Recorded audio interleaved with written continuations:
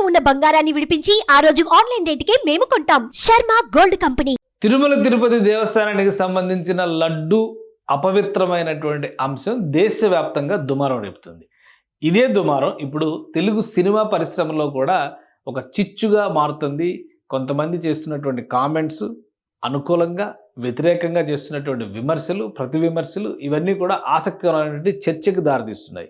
Cinema ఇండస్ట్రీలో అన్నిటికీ సంబంధించి ఆంధ్రప్రదేశ్లో ప్రధానంగా సినిమా ఇండస్ట్రీ నుంచి ఒక పవర్ స్టార్గా ఎదిగినటువంటి పవన్ కళ్యాణ్ ప్రస్తుతం డిప్యూటీ సీఎం హోదాలో ఉన్న నేపథ్యంలో ఆయన ఒక ట్వీట్ చేశారు. తిరుమలకి సంబంధించినటువంటి ఈ ప్రసాదాల అపవిత్ర చర్య పైన చాలా సీరియస్ వార్నింగ్ ఇస్తూ, అదే సమయంలో హిందువుల మనోభావాలు, భక్తుల మనోభావాల పైన కూడా ఆయన కేంద్రం దృష్టికి తీసుకెళ్లేటువంటి ప్రయత్నం చేశారు. దీనికి కౌంటర్గా విలక్షణ నటుడు ప్రకాష్ రాజ్ చేసినటువంటి కామెంట్ చాలా ఆసక్తికరంగా మారింది. దానికి మా ప్రెసిడెంట్, మూవీ ఆర్టిస్ట్ అసోసియేషన్ ప్రెసిడెంట్గా ఉన్నటువంటి మంచు విష్ణు చేసినటువంటి కామెంట్స్ ఇంకా ఆజ్యం పోసినట్టుగా కనిపిస్తుంది. అసలు వీళ్ళు ఏం కామెంట్స్ చేశారు ఒకసారి చూద్దాం. ఎక్స్ వేదికగా జరుగుతున్నటువంటి ఈ ట్వీట్ల పోరాటం పైన ఒక్కొక్కటిగా అసలు ఎవరి తర్వాత ఎవరు ట్వీట్ చేశారు, ఏం జరిగింది అనేది ఒకసారి మనం విశ్లేషిద్దాం. ఇక్కడ చూస్తే కనుక ఇది Manchu Vishnu official Twitter account, X account. Manchu Vishnu చేసినటువంటి కామెంట్ నుంచి ఒక చైన్ రియాక్షన్ లాగా కనిపిస్తుంది. ఇది మంచు విష్ణు ప్రకాష్ రాజ్ని ట్యాగ్ చేస్తూ ఒక కామెంట్ చేశారు. అసలు ప్రకాష్ రాజ్ ఏం కామెంట్ చేశారు, అలానే ప్రకాష్ రాజ్ పవన్ కళ్యాణ్ కామెంట్ చేస్తూ ఇక్కడ ఒక ట్యాగ్ చేశారు. సో పవన్ కళ్యాణ్ అసలు ఏం కామెంట్ చేశారు, ఇది ఒక చైన్ రియాక్షన్ లాగా వెళ్తుంది. సో మనం ఫస్ట్ పవన్ కళ్యాణ్ చేసినటువంటి ట్వీట్ని చూద్దాం. పవన్ కళ్యాణ్ 2 భాషల్లో, అంటే జాతీయ స్థాయిలో కూడా ప్రాధాన్యత కలిగినటువంటి అంశం కాబట్టి తిరుమల తిరుపతి దేవస్థాన లడ్డు ప్రసాదం అపవిత్రం పాలవడం అంశాన్ని ప్రస్తావిస్తూ ఆయన కొన్ని కామెంట్స్ చేశారు. ఆ comments, we are all deeply disturbed with the finding of animal fat, fish oil, pork fat, అంటే బీఫ్ ఫ్యాట్, వీటన్నిటికి సంబంధించినటువంటి నివేదికలు వచ్చిన తర్వాత పవన్ కళ్యాణ్ చేసినటువంటి ట్వీట్ ఇది. ఆయన ఆంధ్రప్రదేశ్ ఉప ముఖ్యమంత్రి హోదాలో కాకుండా ఆయన పర్సనల్ అకౌంట్లో చేశారు. ఇది కూడా, ఈ డిఫరెన్స్ కూడా మనం గమనించాల్సినటువంటి అవసరం ఉంది. ఎందుకంటే పవన్ కళ్యాణ్ మరొక ట్విట్టర్ హ్యాండిల్ కూడా, అంటే ఎక్స్ హ్యాండిల్ కూడా ఆయనకి ఉంది. అది ఆంధ్రప్రదేశ్ డిప్యూటీ సీఎం హోదాలో అఫీషియల్ అకౌంట్. ఇక జనసేన పార్టీ అఫీషియల్ కూడా కాదు ఇది. ఇది పర్సనల్ స్టేటస్లో పవన్ కళ్యాణ్ చేసినటువంటి కామెంట్. ఆయన మనసులో ఉన్నటువంటి ఆవేదనని ఆయన ఎక్స్ప్లెయిన్ చేశారు. తిరుపతి బాలాజీ ప్రసాదం విషయంలో జరిగినటువంటి many questions to be answered by the TTD board constituted by YCP government then. అప్పుడు ఏర్పాటు చేసినటువంటి టీటీడీ బోర్డు, వైసీపీ గవర్నమెంట్ ఆధ్వర్యంలో చేసినటువంటి టీటీడీ బోర్డు సమాధానం చెప్పాల్సినటువంటి అవసరం ఉంది. Our government is committed to take stringent action possible. వీలైనంత కఠినమైనటువంటి నిర్ణయాలు మా ప్రభుత్వం తీసుకోబోతుంది. ఇక్కడ కూడా క్లారిటీ, ఎందుకంటే దీని కౌంటర్సే వచ్చినాయి కాబట్టి ఎవరు ఏం కామెంట్ చేశారనేది మనం తెలుసుకోవాలి. అందుకని ఇంత అనలైజ్ చేయాల్సి వస్తుంది. This shows light on many issues surrounding desecration of temples, it's land issues and another dharmik practices. వీటన్నిటిని ప్రస్తావించారు. అలానే many be the time has come to constitute a Sanatana Dharma Rakshana board. ఇది ఇక్కడ ఇంపార్టెంట్ అంశం. ఎందుకంటే at a national level to look into all the issues related to temples in entire Bharat. ఇక్కడ ఉపయోగించినటువంటి భావజాలం, పదజాలం చాలా ముఖ్యమైనటువంటి అంశం. అందుకనే ఈ ట్వీట్ని క్లియర్గా పదానికి వివరించేటువంటి ప్రయత్నం చేస్తున్నాం. A debate has to happen at a national level by all the policy makers, religious heads, judiciary, citizens, media and all others in their respective domains. ఇది పవన్ కళ్యాణ్ గారు చేసినటువంటి ట్వీట్. అలానే I think we all should come together to put an end to the desecration of Sanatana Dharma in any form. ఇది పవన్ కళ్యాణ్ చేసినటువంటి tweet. దీని అర్ధ వివరణ మనం చూస్తే కనుక ఫస్ట్ పార్ట్గా ఈ 2 లైన్లని, ఈ 2 పారాగ్రాఫ్స్ని ఫస్ట్ పార్ట్గా మనం చూస్తే ఇక్కడ జరుగుతున్నటువంటి చర్చ ఏంటంటే, ఫస్ట్ పార్ట్లో ఆయన క్లియర్గా ఒక మాట చెప్పారు. ఈ తిరుపతి బాలాజీ ప్రసాదం పైన వచ్చినటువంటి ఈ ఏవైతే జంతు కొవ్వు అనేటువంటి విషయం చెప్తాను, రకరకాల జంతువులు కావచ్చు, ఇక్కడ బీఫ్ కావచ్చు, పోర్క్ కావచ్చు, ఫిష్ ఆయిల్ కావచ్చు, ఇవన్నీ కూడా మనోభావాలను గాయపరుస్తున్నవి. మెనీ క్వశ్చన్స్, అంటే గత ప్రభుత్వం ఏర్పాటు చేసినటువంటి బోర్డు పైన అనేక ప్రశ్నలు లేవనెత్తుతున్నవి. మా ప్రభుత్వం కఠినమైనటువంటి చర్యలు, చట్టపరిధిలో తీసుకునేటువంటి అవకాశాలని క్లియర్గా చెప్పారు. But throws light on many issues surrounding desecration of టెంపుల్స్ని అగౌరవపరుస్తున్నటువంటి, అప్రతిష్ట పాలు చేస్తున్నటువంటి అనేక అంశాలని మరొకసారి ఈ అంశం తెరపైకి తీసుకొచ్చింది అని పవన్ కళ్యాణ్ చెప్పారు. ఇక రెండో పారాగ్రాఫ్ మనం ఒకసారి చూస్తే కనుక, సనాతన ధర్మ రక్షణ బోర్డు అనేది ఒకటి ఏర్పాటు కావాలి.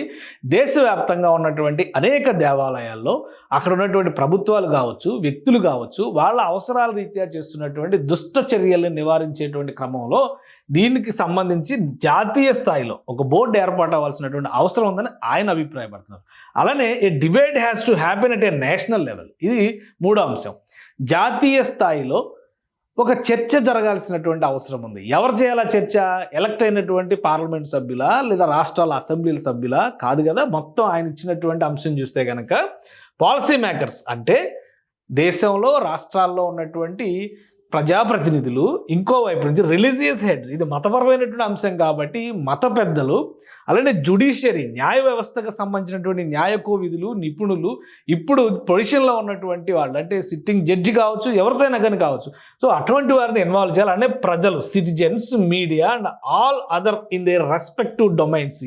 ఎవరెవరైతే ఇప్పుడు ఉదాహరణకి కొంతమంది లాయర్లు, కొంతమంది డాక్టర్లు, వాళ్ళు కూడా కంట్రిబ్యూట్ చేయాలనుకోవచ్చు, శాస్త్రవేత్తలు కంట్రిబ్యూట్ చేయాలనుకోవచ్చు. కాబట్టి వాళ్ళ స్థానాల్లో, వాళ్ళ స్థాయిల్లో ఈ చర్చలో పాల్గొనడం వల్ల ప్రయోజనం ఉంటుంది అన్నది. I think we all should come together. అందరం కలిసికట్టుగా ఈ అవమానకరమైనటువంటి చర్యల్ని నిరోధించాలి. ఇది పవన్ కళ్యాణ్ గారు చేసినటువంటి ట్వీట్ సారాంశం. దీనికి కొనసాగింపుగా ప్రకాష్ రాజ్ ఒక ట్వీట్ చేశారు. ప్రకాష్ రాజ్ చేసినటువంటి ట్వీట్ అంటే ఈ ట్వీట్కి ట్యాగ్ చేస్తూ ప్రకాష్ రాజ్ చేసినటువంటి ట్వీట్ ఇది. ఇక్కడ ప్రకాష్ రాజ్ ఏం చెప్పారు? ప్రకాష్ రాజ్ ఒక విలక్షణ నటుడు, అనేక అంశాలపైన భావావేశంతో కూడినటువంటి విశ్లేషణ అందించగలిగినటువంటి నటుడు. అలానే కర్ణాటకలో కావచ్చు, ఆంధ్రప్రదేశ్లో కావచ్చు, గతంలో మా మూవీ ఆర్టిస్ట్ అసోసియేషన్ ఎలక్షన్స్లో కూడా మంచు విష్ణుతో పోటీ పడ్డటువంటి వ్యక్తి.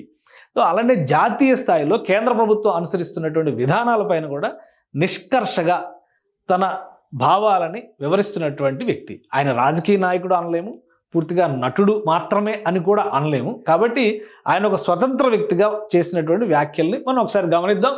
Dear Pawan Kalyan, it has happened in the state where you are the DCM, అంటే యు ఆర్ డిప్యూటీ సీఎం. మీరు ఎక్కడైతే డిప్యూటీ సీఎంగా ఉన్నారో ఆ రాష్ట్రంలోనే ఇది జరిగింది. Please investigate, find out the culprits and take stringent action.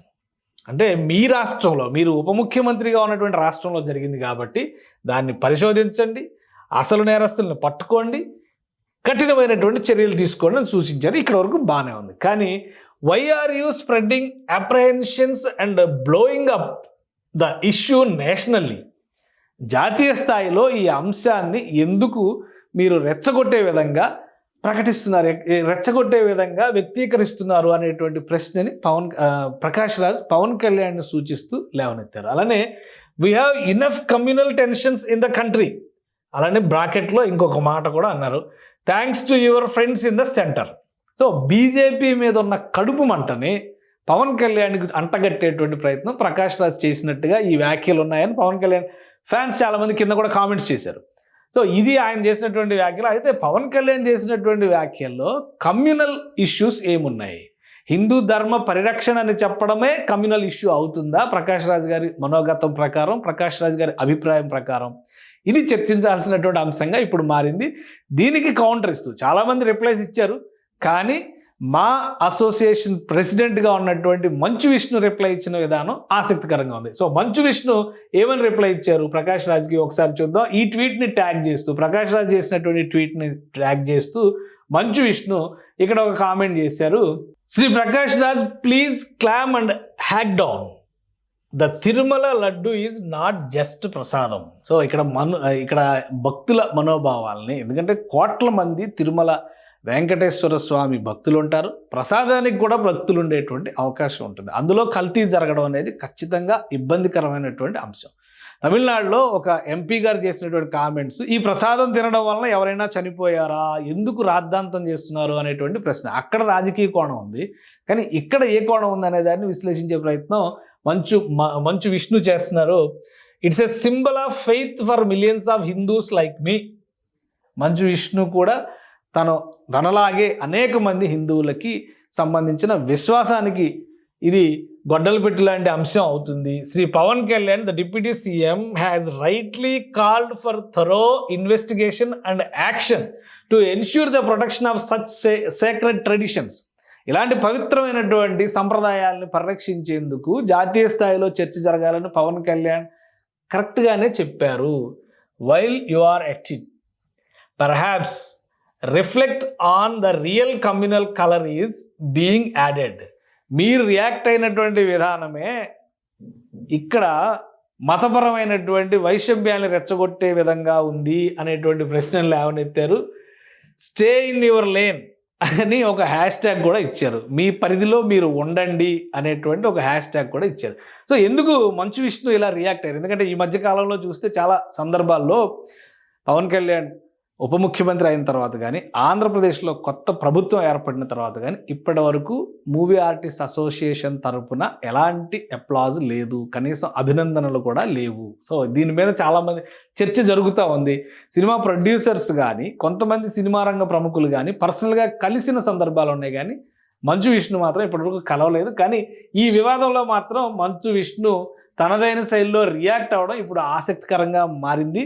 Next ఆయన కొత్త సినిమా రాబోతుంది కదా, బహుశా దానికోసం మళ్ళీ ఈయన రియాక్ట్ అయ్యారా అనేటువంటి విమర్శలు కూడా కింద కామెంట్స్ రూపంలో వస్తూ ఉన్నాయి. కానీ ఏదేమైనా కానీ తిరుమల లడ్డు పవిత్రత అనేది ప్రతి ఒక్కరు, ముఖ్యంగా హిందువుల మనోభావాలకు సంబంధించి, భక్తుల మనోభావాలకు సంబంధించి ఒక కీలకమైనటువంటి అంశం. రాజకీయాలు ఏ విధంగా ఉన్నప్పటికీ రాజకీయాల కోసం ఆలయాల పవిత్రతని భంగం కలిగించకూడదు అనే అంశం పైన చర్చ జరగాల్సిన అవసరం అయితే ఈ దేశంలో కనిపిస్తోంది అని పవన్ కళ్యాణ్ రైజ్ చేసిన అంశానికి మద్దతుగా మంచు విష్ణు నిలిచారు. ప్రకాష్ రాజ్ ఒక లైన్ దాటి ఇది మత విద్వేషాలను రెచ్చగొట్టడమే అనే రీతిలో కామెంట్ చేయడాన్ని కూడా ఆయన విమర్శించారు. ఇది ఈ ట్వీట్ చైన్ కంటిన్యూ అవుతుంది. ఇంకా ఇందులో ఎంతమంది రియాక్ట్ అవుతారు, ఎవరెవరు రియాక్ట్ అవుతారు, ఎవరి వెర్షన్ ఏ విధంగా ఉంటుంది అనేది కూడా ఆసక్తికరంగా మారుతుంది.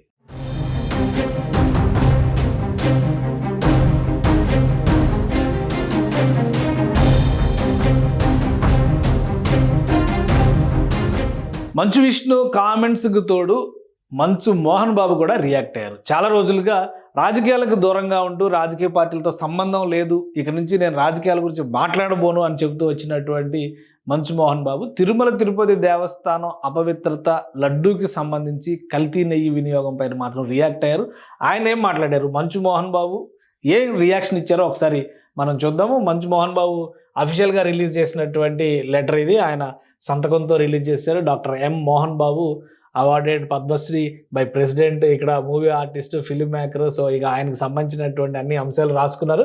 ఇక్కడ ప్రపంచవ్యాప్తంగా ప్రతి హిందూ పూజించే కలియుగ దైవం శ్రీ వెంకటేశ్వర స్వామి, ఆ దైవానికి నిత్యం సమర్పించే లడ్డూలలో కలిపే ఆవు నెయ్యిలో దాదాపు 3 నెలల క్రితం వరకు ఇతర జంతువుల కొవ్వుని కలుపుతున్నారని తెలియగానే ఒక భక్తుడిగా తల్లడిల్లిపోయాను, తీవ్ర దిగ్భ్రాంతికి లోనయ్యాను. ఇది మంచు మోహన్ బాబు గారు రాసినటువంటి లేఖ.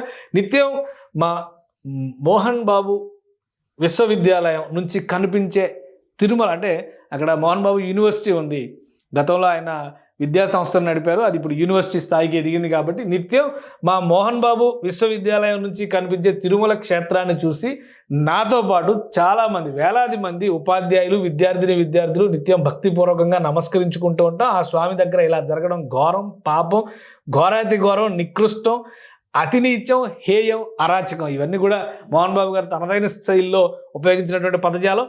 ఇదే కానీ నిజమైతే నేరస్తులని శిక్షించాలని నా ఆత్మీయుడు, నా మిత్రుడు, ఆంధ్రప్రదేశ్ ముఖ్యమంత్రి వర్యులు నారా చంద్రబాబు నాయుడిని హృదయపూర్వకంగా కోరుకుంటూ, ఈ కలియుగ దైవం వెంకటేశ్వర స్వామి ఆశీస్సులు నా మిత్రుడు అందుకుని 100 ఏళ్ళు చల్లగా ఉండాలని కోరుకుంటాను. చాలా కీలకమైనటువంటి స్టేట్మెంట్గా ఈ లాస్ట్ 3 లైన్లు మనం చూడాలి. ఎందుకంటే చాలా కాలంగా ఇరువురు మిత్రుల మధ్య దూరం పెరిగింది. రకరకాల కారణాలు ఉండొచ్చు, రకరకాల అంశాలు ఇందులో ఉండొచ్చు. కానీ తను పూర్తిగా తెలుగుదేశం పార్టీకి దూరంగా జరిగి తర్వాత బీజేపీ, వైసీపీతో కూడా అనుబంధం ఉన్నప్పటికీ ప్రస్తుతం ఉన్న పరిస్థితుల్లో కూడా మోహన్ బాబు గారు చంద్రబాబు నాయుడికి సంబంధించి కానీ 2024 ఎలక్షన్స్ సమయంలో కానీ ఎలాంటి రాజకీయపరమైనటువంటి అంశాలపైన మాట్లాడడానికి కూడా ఇష్టపడలేదు. కానీ తిరుమల కలియుగ దైవం వెంకటేశ్వర స్వామి ప్రసాదం విషయంలో ఇలాంటి దుశ్చర్య జరిగి ఉంటే ఆయన వాడినటువంటి పదజాలం చూస్తే ఘోరం, పాపం, ఘోరాతి ఘోరం, నికృష్టం,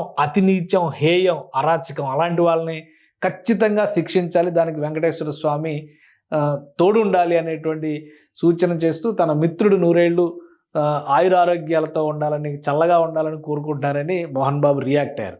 సో చాలామంది రాజకీయాలతో సంబంధం లేని వాళ్ళు కూడా తిరుమల ప్రసాదం కలుషితం అయిందనేటువంటి అంశం పైన స్పందించకుండా ఉండలేని స్థితి ఏర్పడుతుంది. ముఖ్యంగా ఫిల్మ్ ఇండస్ట్రీలో ముఖ్యమైనటువంటి ఫ్యామిలీగా భావించేటువంటి మంచు ఫ్యామిలీ రియాక్షన్ ఇది. ఇప్పుడు మా ప్రెసిడెంట్గా ఉన్నటువంటి విష్ణు రియాక్ట్ అయ్యారు. అలానే ఇండస్ట్రీలో పెద్దగా ఉన్నటువంటి మోహన్ బాబు గారు కూడా రియాక్ట్ అయ్యారు. సో గవర్నమెంట్ తీసుకోబోయేటువంటి చర్యలు, ఒకవేళ ఆ కలుషితమైనటువంటి దుశ్చర్య జరిగి ఉంటే కఠిన చర్యలు తీసుకోవాలని ప్రతి ఒక్కరూ కోరుకుంటున్నారు. సుమన్ టీవీలో మీ పర్సనల్ అండ్ బిజినెస్ ప్రమోషన్స్ కోసం కింది నెంబర్కి కాంటాక్ట్ చేయండి.